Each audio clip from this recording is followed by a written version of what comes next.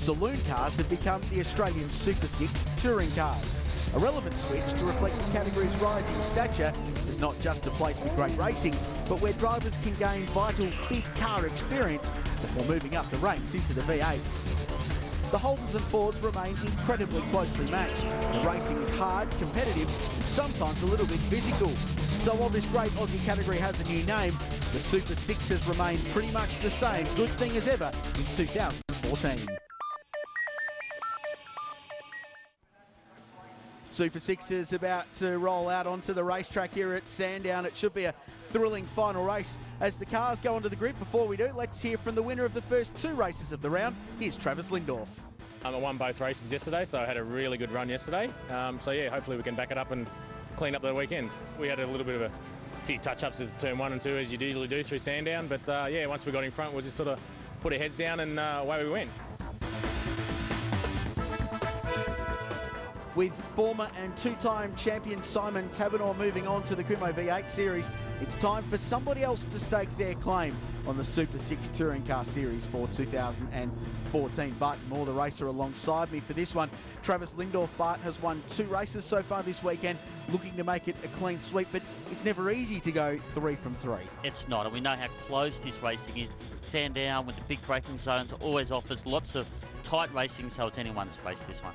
Great field too. Guys like Harley Phelan and Mark Primer going from the bottom half of the top 10 will be looking to work their way forward. We're underway, final race of the weekend. As I said, Lindorf has been the man to beat this weekend. 2 race wins from 2 so far. But Baxter Smith, great start from the second row. A little wave. Oh, cheeky wave to Lindorf as they run out into turn 1. He's even been able to cover his line, hasn't he? What a great run into turn 1. First in there, and that's a great start. A little bit wide out over the curb, but holds on. So the Falcon hits the front for the first time this weekend. Lindorf is in the silver VT Commodore there in second. Gavin Ross in that bright green car in third. So they're the 3 that have dominated the weekend so far. Luke Westall has been going well. Baxter Smith, cold tyres, and it has to be said, a quite greasy track. Some overnight moisture in the air have made this not wet, and it's probably not even called damp, but it will be slippery. It is, and you can see the moisture at the base of the curbs there, and this first lap the guys are really finding their feet, but good lead coming to dead it on. Great start from Baxter Smith. The wave was a bit cheeky, wasn't it? It was. I hope he doesn't regret it. Here's Lindorf. He's been very good this weekend. Oh, big lock-up on the inside. Just his same with your cold tyres. Still, that was a big lock-up. Hopefully that hasn't flat-spotted the tyre. Bridgestone control tyre in these cars, and that one's not quite as good as the other 3 in his car. Here goes Lindorf, looking down the inside of Baxter Smith, side by side into the final complex, but he'll be on the wrong side for the final corner. Good early racing, isn't it, in the Saloon cars, and tries to draw alongside. Fantastic. Look at that. That was a classic over and under, as we call it, and good exit, good drive on the start-finish straight. He might just get away with it. Here's Baxter Smith. Well, the graphic says first place. It's not at the moment. Now it almost is. Now he's back in first. A braking duel at turn 1. And it's side by side behind them as well. Gavin Ross trying to work into this as well, Bart. Oh, they're all this front 2 now, holding the pack up, and they're all catching up. And then we got another move into turn 2. Have a look at Ross on the outside of Lindorf. Good race. And Gavin Ross, the Victorian's got plenty of pace. The Queenslander out in front in the Falcon for the first time. And a couple of local boys just in behind. Lindorf with 2 wins to his credit this weekend. Looks pretty relaxed behind the wheel though. He's in a great fight for the lead, but he's chilled out, he's relaxed, just biding his time at the moment. There's Harley Phelan, new livery on his car this weekend. They've built a brand new car for this season as they go up to the rise. A great bit of racetrack here. Ah, this is so fast. Every driver loves it. These Saloon cars right over the curb, and then hard on the brakes, and there we go, inside lock again. So that left front tyre's going to be hurting Richard. Baxter Smith is under a great degree of pressure.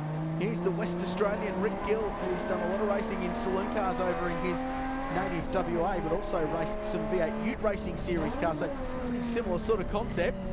Holden versus Ford, production-based racing cars. He's always one to watch, always very competitive. And he's that white AU Ford Falcon, the number 81 car. Leaders 1, 2, 3, closely bunched behind them. Matty Palmer is in the fight as well. Chris Lillis is in there. 64 car, we're on board with him now. Looking for a run down at turn 1. Yeah, really hard braking zone. He's using 3rd gear, And you see these saloon cars really love the curves, don't they? They're quite softly sprung and they lumber over these curves almost V8 supercar style. So Holden in second and third, Ford leading the way. This great Holden v Ford battle. Nothing wrong with the parity in this category, you got to say, Bart. Oh, we got an off in the back there, Richard. Turn one, we see that a lot, don't we? So just wave it back on the circuit safely. There's been some questions in other categories of parity, that dodgy P word that comes up so many times in the sport, but Holden and Ford are evenly matched. So the Holdens, of course, with the V6 engine, and the Fords with the big 4-litre straight 6 out in front, but they've got it right. It's great racing, a new brand this year, but the concept and the racing stays the same. Gee, this is just, it's boiling at the moment. It hasn't quite boiled over yet, this battle for the lead. Oh, you can sense it, can't you? And Travis now, he's got the speed. He knows he has to make use of it because he's looking in his mirrors and they're coming at him if he doesn't make a move soon. Baxter Smith, not to the point of defensive driving in the lead at this stage in the game, but just keeping a wary, watching eye on his racing line. You can see he's a bit tentative under braking too. He knows he's hurt that left front. So if Travis is going to get by, it's going to be under brakes. Gavin Ross could be the main beneficiary out of this. If those two get at it too hard in the lead, he's sitting back there in third place. He could be one to have a go. Yeah, we've seen that a lot, haven't we, while these two concentrate on each other. And Chris Lillis here on board. He's in a good position too. They're really punching up now. This is getting pretty exciting, Richard. Something's going to happen, I think. Like the helmet. Looks like he's got one of his children perhaps to paint that. It's a very, very unique design, it must be said, but very, very nice. Bit of a personal touch there on Chris's helmet. Here's Lindolf. Good exit out of there, wasn't it? I mean, he's been strong, Travis, at the end into Dandenong, so this could be it. He's in a slipstream. He will be feeling the effects of that. And good track conditions too at the moment. They're not too far off lap record pace.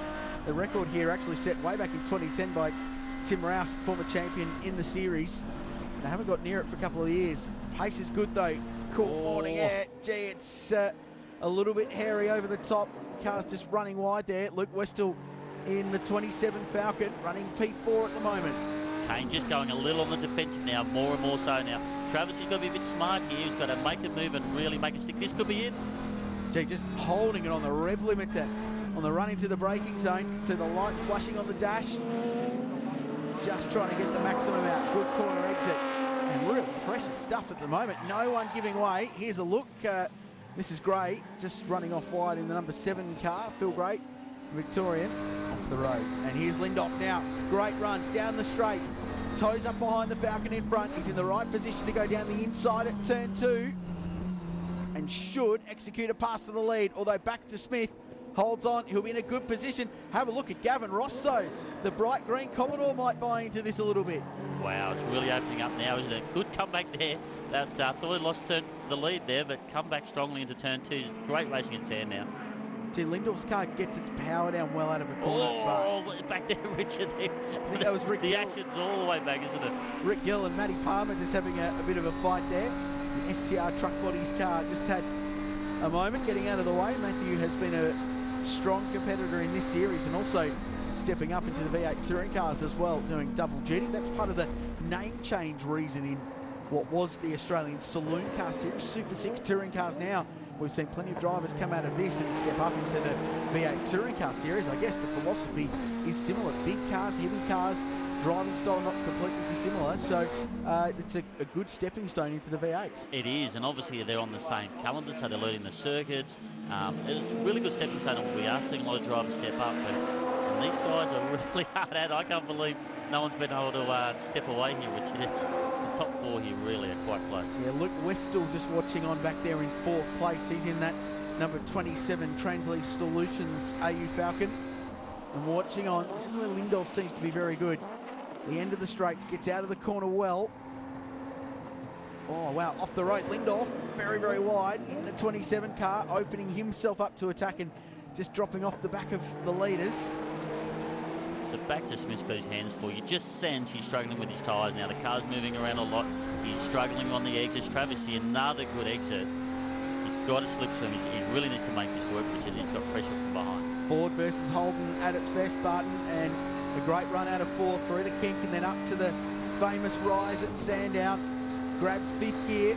All outside here, Richard. This is brave. This will be brave if he can pull it off. Baxter Smith in the ideal position. Side by side, good precision racing. Great stuff. Wow, that's really good from both drivers here, actually. We've seen what happens when it goes wrong there, Richard, and it's not pretty. This is a fantastic clean motor race, isn't it? Full credit to the racecraft with the Lindorf just nails the thing off the curb, banging it off the rev limiter, doing everything he possibly can to find a way past. Now on the outside of Baxter Smith and puts him on the inside for the final corner. Good move, but gets a little bit of a rub. Hello, Gavin Ross. He's through one. He might be through two as well.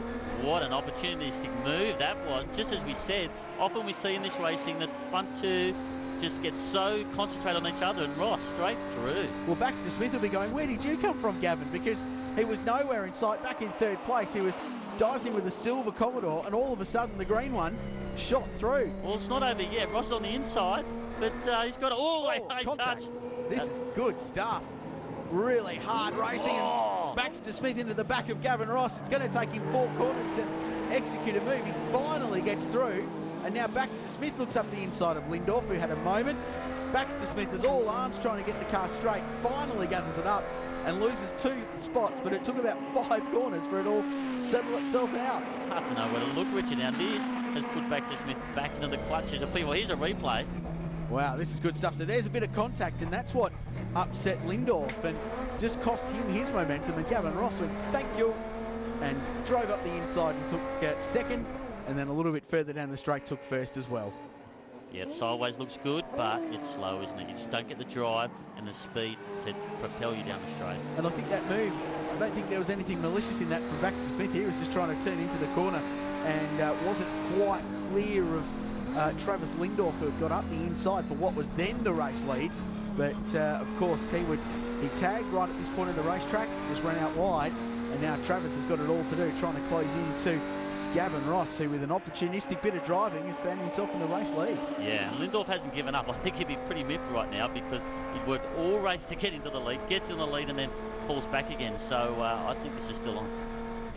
That was quality stuff though, wasn't it? And it was a race that took the entire length of the start-finish straight, plus the final few corners and this complex we're going through now before they sorted itself out. A little bit of fisticuffs, but you come to expect that in this style of racing. Yeah, for sure. I don't think anyone there's going to be upset with the little bit of rubbing there, but I think Lindorf has got some speed here, and if he can really knuckle down, he could make a move for the lead here. So he has been the man so far this weekend that stood up and said, yep, I want to be the one that fills the hole that Simon Taberner, the outgoing champion, who's won the title back-to-back the last 2 years and has stepped up into the V8 touring cars this season.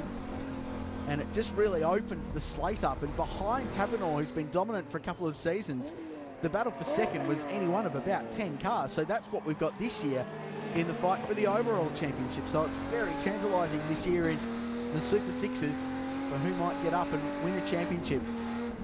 Lindorf looking the goods so far, but of course 2 wins in a second would give him the round victory, but he wants a clean sweep. He wants to get Gavin Ross, but Gavin's car looking very, very good. The Trick Trailers 38. Comes onto the start-finish straight, looking very good, and gets the checkered flag as well. So he wins race 3. Travis Lindorf will win the round. That was good fun racing. Mr. Smith waves for the second time this race, this time for the checkered flag. He's had plenty going on in that one. The lead early, but finishes third. Ross wins it. Lindorf second. Matty Palmer climbed to 4th in the end in front of Chris Lillis, Westall, Gill and Harley Phelan. The Clean Duck car rounded out the top 8 with Mark Primmer and David Wright completing the top 10. An entertaining race, the Super 6 Tourers. Race 3 winner Gavin Ross joins us now. Fantastic second career race win. Now you put in a fantastic last charge. I mean, what was going through your mind out there? I was just watching the boys sort of get into each other a bit, and I thought they were sort of holding each other up a little bit and kept me in the battle. And yeah, I waited and took the mark, and yeah, took the race win. I was wrapped. Absolutely fantastic. Well, it's going to be a very exciting championship this year, and the scene is set for a very good and close battle between Lindorf, Ross and even Baxter Smith representing the Fords well in 3rd place. Westall in the mix, but it's too early to tell, but it looks like it's going to be a great year for the Super 6 touring cars. Credit to Gav, like he drove really well in that last race, and it was a pearl of a race, so yeah, no complaints with the weekend. I come out with a round win, and good way to start the series off. A break from Sandown Motor Raceway in the opening round of the Shannons Nationals, but things will be radical when we come back. Quite literally, the Radical Australia Cup is up next.